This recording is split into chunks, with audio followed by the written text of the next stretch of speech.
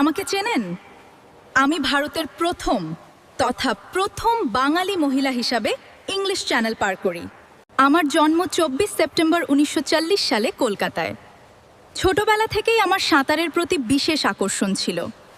1952 সালের সামার অলিম্পিক্সে অংশ নেওয়ার পর আমি আরও বড় লক্ষ্য স্থির করি।